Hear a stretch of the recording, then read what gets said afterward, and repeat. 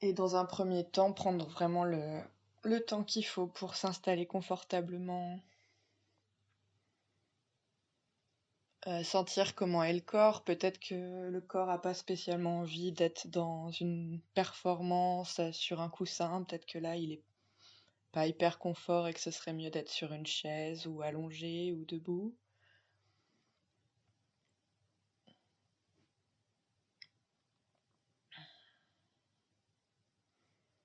Voir si le corps a besoin d'avoir un peu plus chaud ou un peu moins chaud.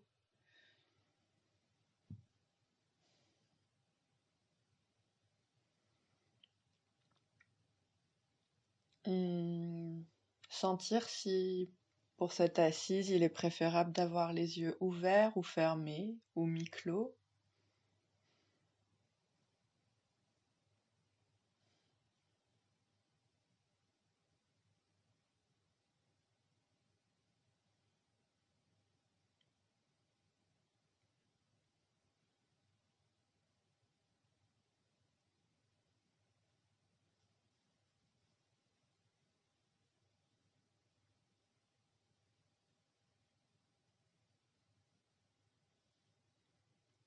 Et juste voir ce qui se présente dans le champ de l'expérience, sans chercher à méditer, à se concentrer, à faire quoi que ce soit. Juste surprendre l'instant comme il est.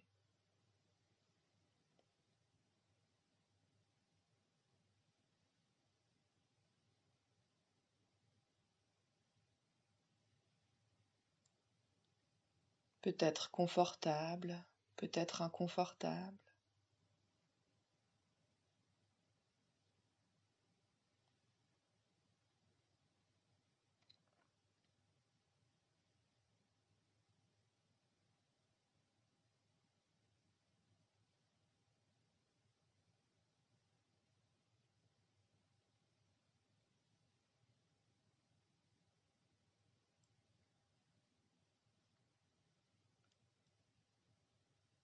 Juste être présente à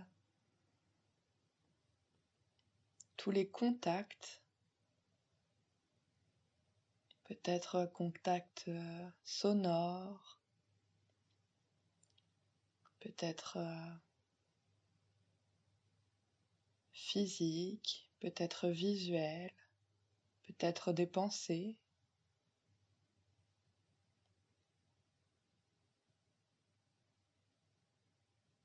Qu'est-ce qui entre en contact avec la présence à cet instant?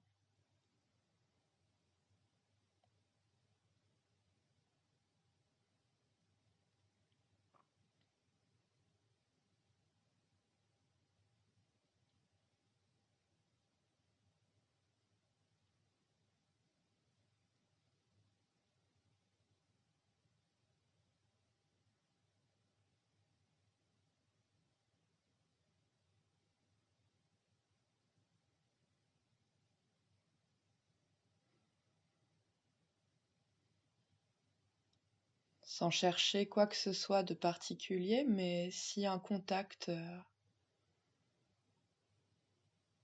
tout d'un coup devient plus intéressant, peut-être qu'on peut s'y attarder un peu, peut-être un son, peut-être une pensée, une douleur.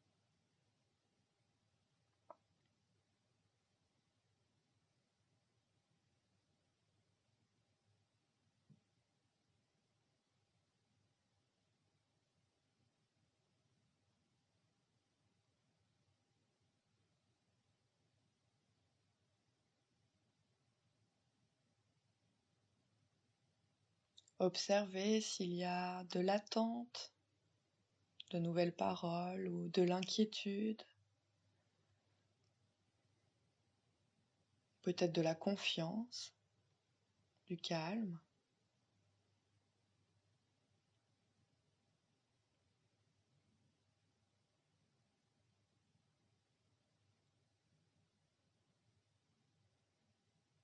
Et alors comment c'est quand il y a l'expérience de l'inquiétude ou de l'impatience ou du calme?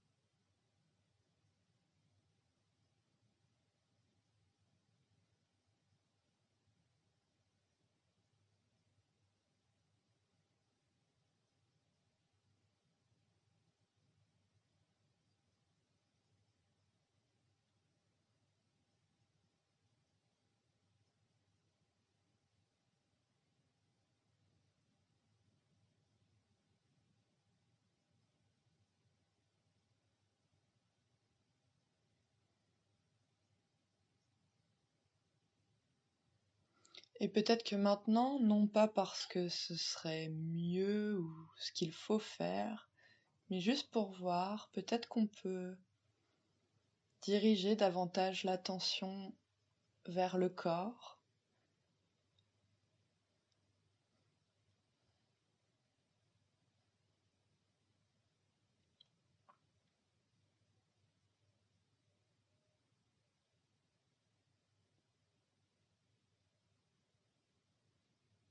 Qu'est-ce qui est connu à cet instant en lien avec le corps? Peut-être la posture, les mouvements du souffle,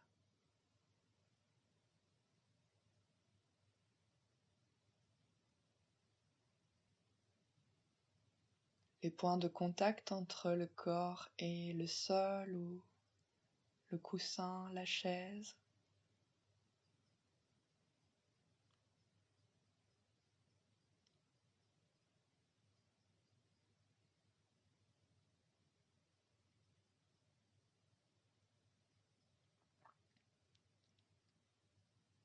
La température ou les différences de température dans le corps. Peut-être plus chaud là où il y a des vêtements, plus frais où la peau est en contact avec l'air. Peut-être.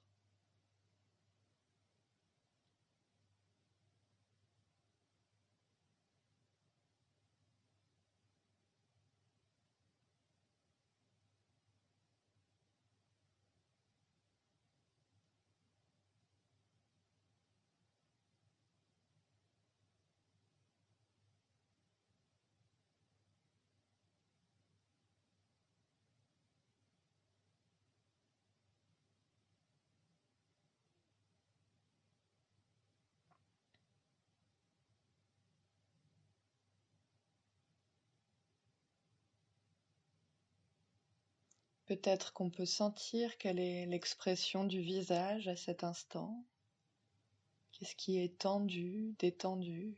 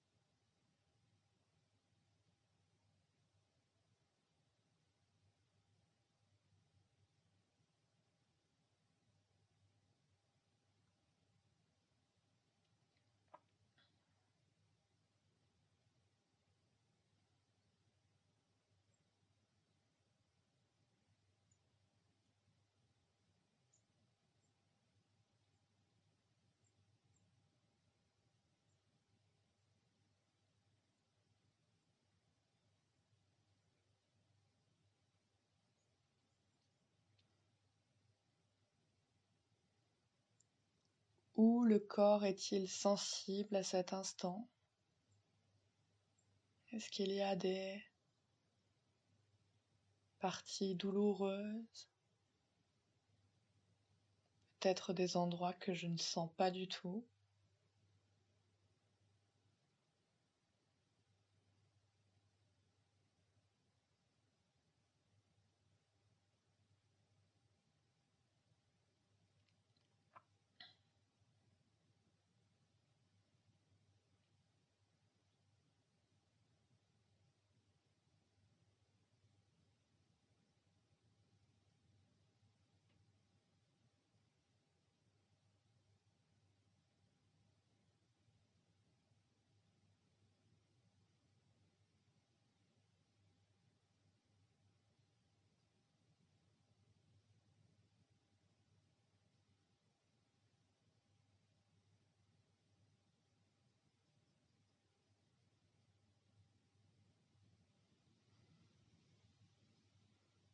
Et puis si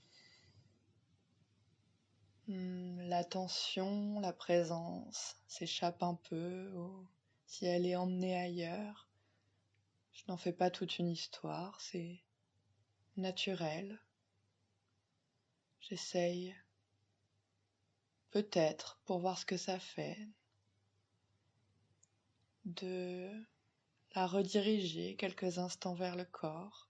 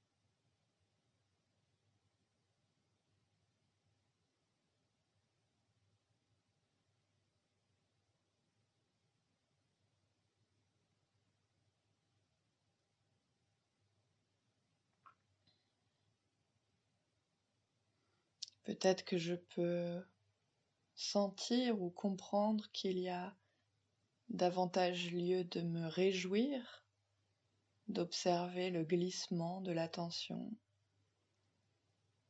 que de me blâmer.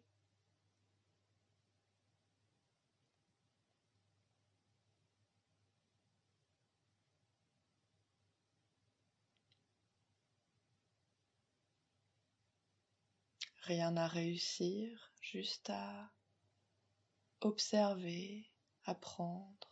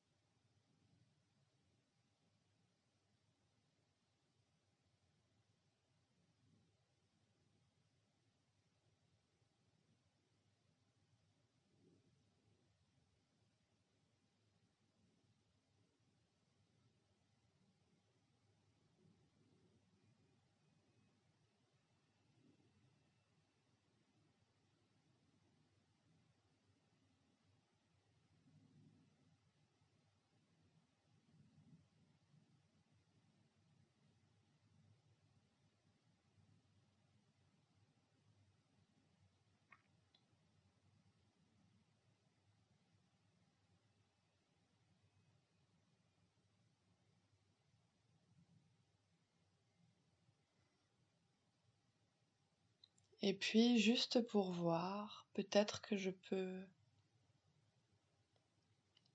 diriger davantage l'attention vers ce qu'on pourrait appeler le cœur, que vous appelez peut-être différemment, l'expérience émotionnelle.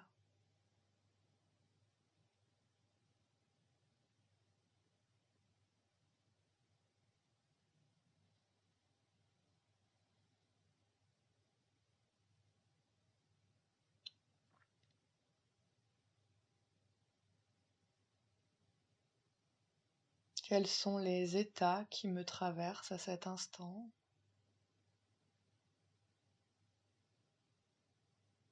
Peut-être des choses très identifiables comme la colère ou le chagrin ou la joie. Peut-être des choses plus subtiles, de l'ennui, un peu d'impatience, un peu d'irritation, de la curiosité.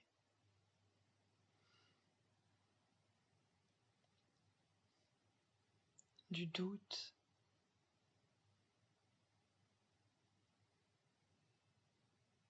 Est-ce que j'ai bien compris ce qu'il fallait faire? Est-ce que je fais bien?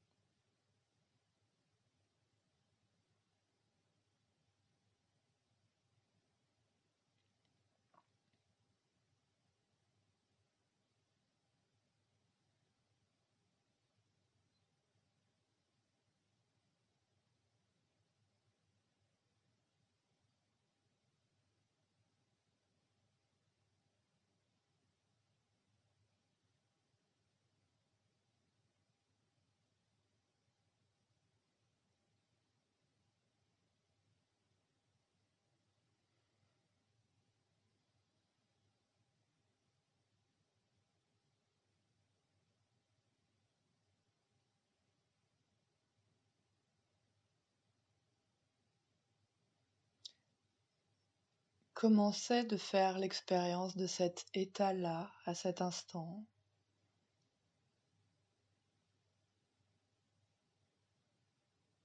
Comment c'est dans le corps? Peut-être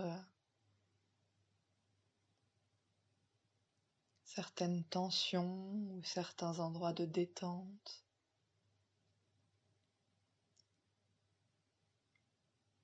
Quelles sont les pensées qui émergent?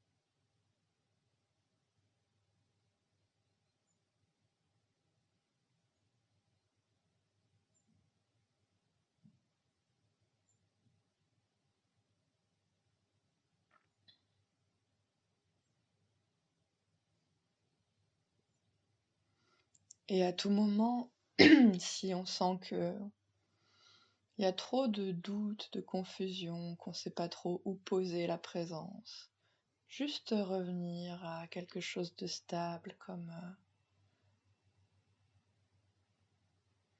la densité du corps ou le souffle, d'un peu plus stable, disons.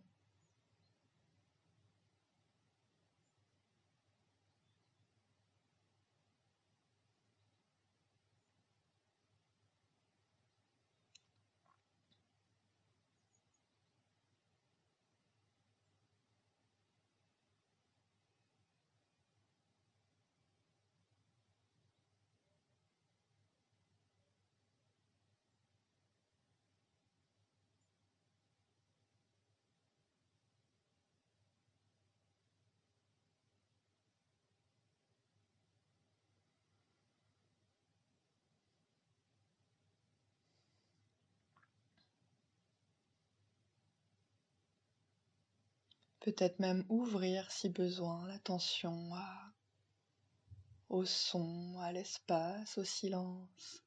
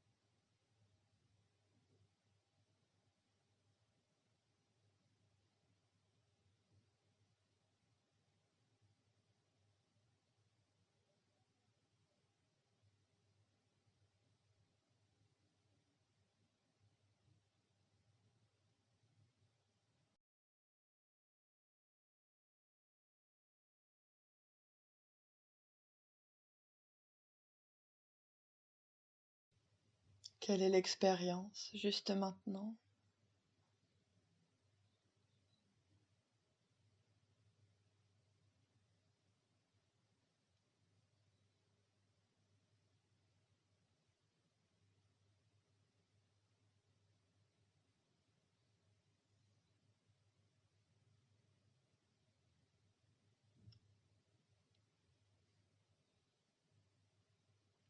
Quel est l'état de la personne qui médite?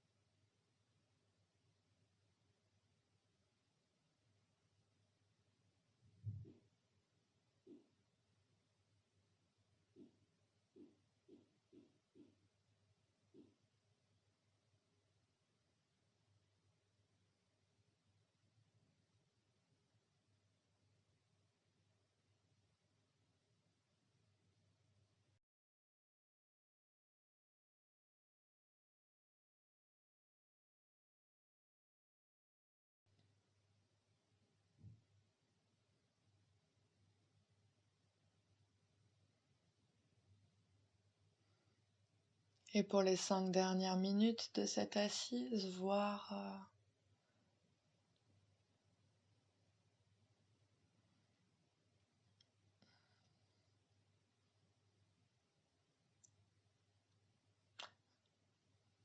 ce que notre intelligence intuitive nous propose.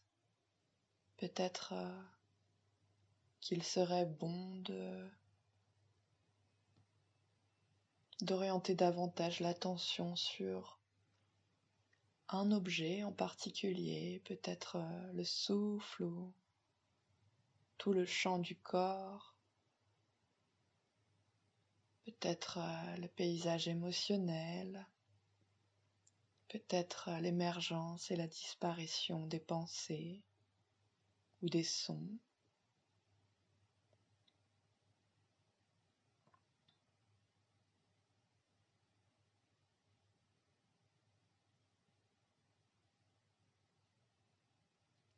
Peut-être qu'il serait bon de juste être là,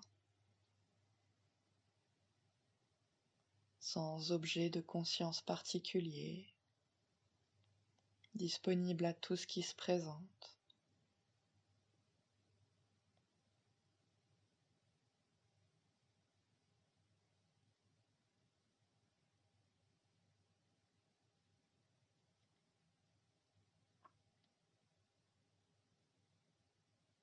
Et disponible également peut-être au doute ou à la confusion qui peut émerger.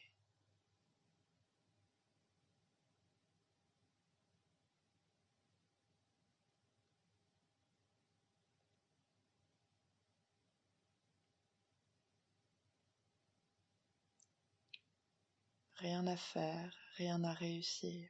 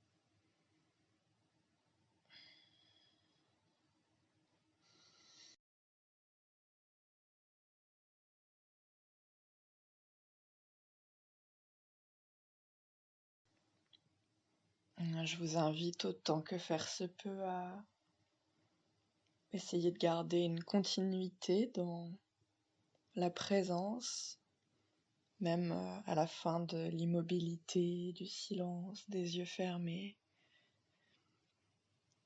Avoir la chance précieuse de voir justement comment c'est quand les choses se remettent en mouvement, quand il y a davantage de stimulation. Et d'essayer de considérer la petite lecture qui va suivre comme un moment de méditation aussi. Juste une autre manière d'être en présence. Et aujourd'hui, je vais continuer à lire le livre que je lis depuis un moment, toujours de Christophe André, Méditer jour après jour, parce que voilà, dans la littérature non bouddhiste sur la pleine conscience, c'est vraiment un de mes préférés. Et puis le chapitre que je vais lire aujourd'hui, je le lis aussi un peu pour moi, parce que figurez-vous que j'ai un syndrome prémenstruel qui dure depuis une semaine et que j'éprouve pas mal de moments un peu de déprime depuis une semaine. Bon, voilà, c'est comme ça. J'observe avec le plus de présence possible.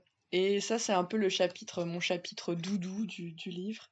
Si j'avais réussi à me connecter un peu plus tôt, j'aurais essayé de mettre le dessin, de vous le télécharger pour vous le montrer, mais bon, il y a un petit tableau qui accompagne le chapitre.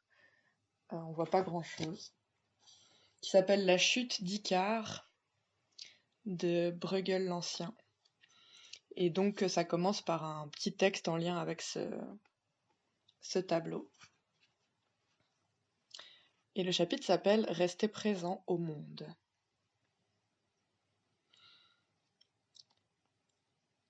Il ne se passe rien de particulier. Le paysan laboure, le berger garde ses brebis en bâillant aux corneilles, le pêcheur attend que ça morde.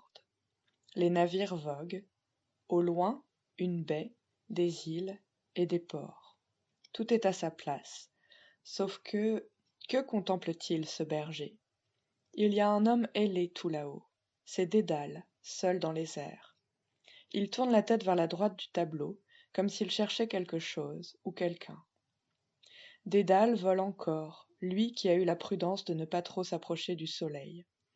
Il vient de s'apercevoir que son fils Icare n'est plus à ses côtés. Il le cherche dans le ciel, fausse normalité des instants d'avant les désastres.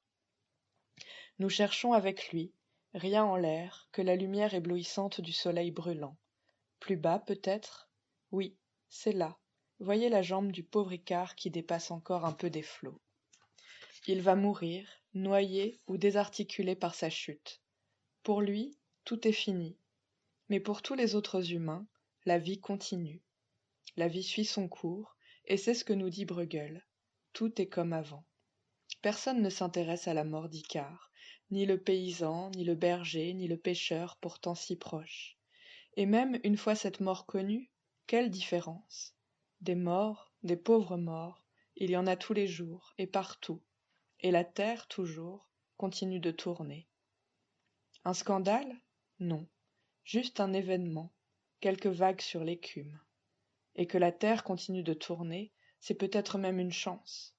À quoi nous servirait qu'à chaque catastrophe qui nous frappe, le monde s'écroule avec nous? Et il y a une petite citation du Bouddha. Développe un esprit qui soit vaste comme l'espace, où les expériences agréables et désagréables peuvent apparaître et disparaître sans conflit, lutte ou douleur, demeure dans un esprit vaste comme le ciel. La douleur prend toute la place. Elle envahit notre conscience, ou c'est nous qui nous recroquevillons sur elle, surtout lors des deuils et des manques.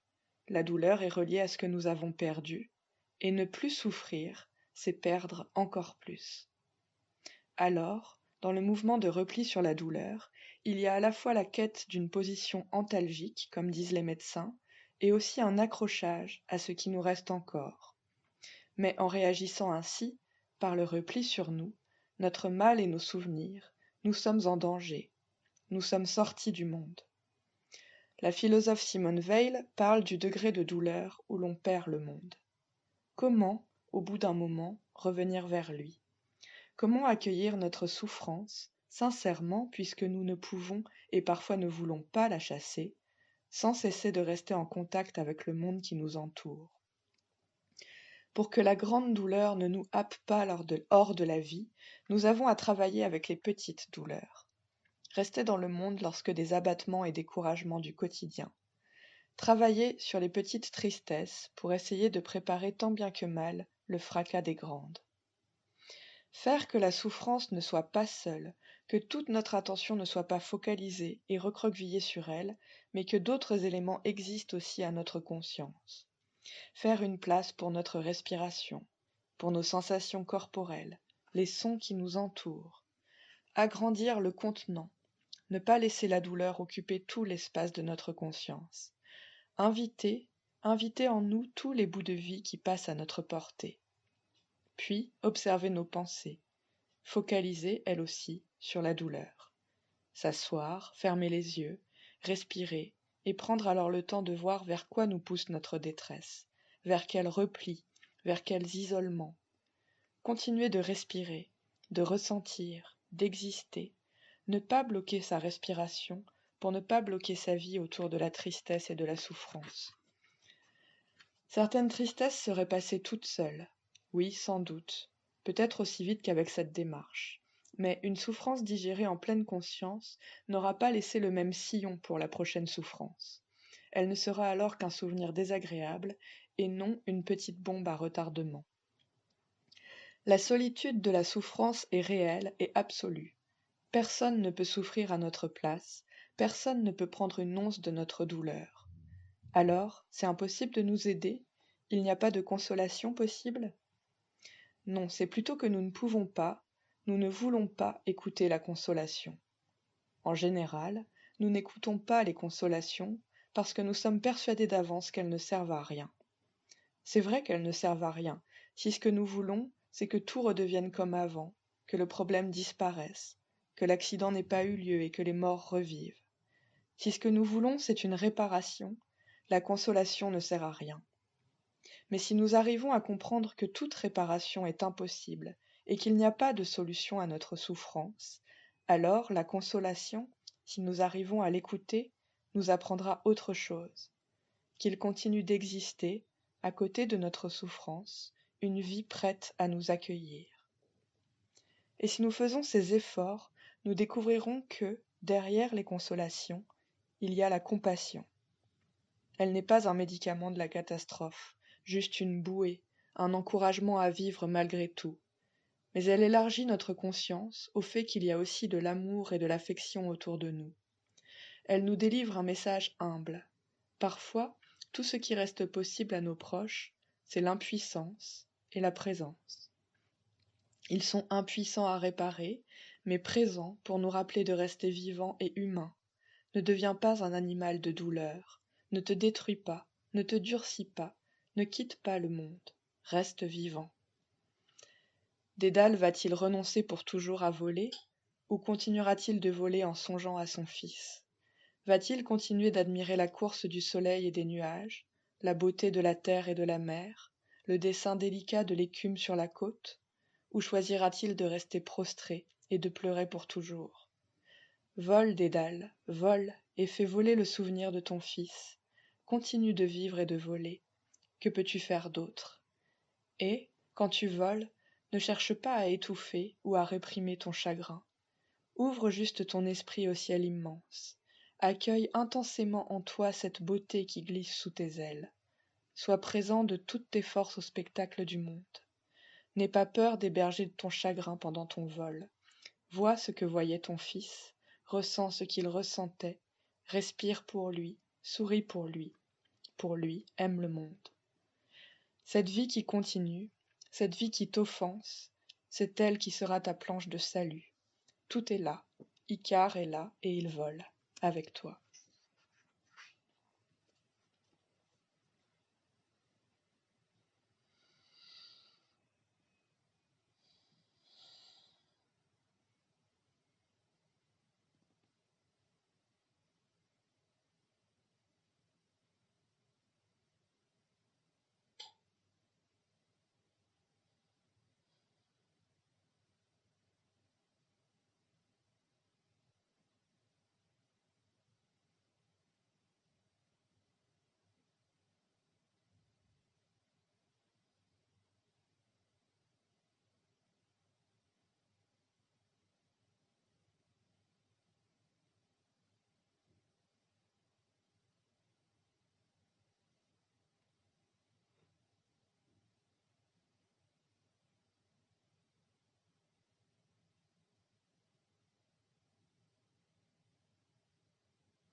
Si, j'étais en train de me dire que j'avais pas spécialement de commentaires à faire sur le texte, mais comme c'est un texte très beau, mais un peu émouvant et pas très... Enfin non, c'est pas qu'il est pas heureux ou triste, mais voilà, il peut peut-être toucher un peu. Peut-être une pratique pour la semaine pourrait être de prendre un moment pour juste laisser venir ce qui vient en termes de pensée, d'intention quand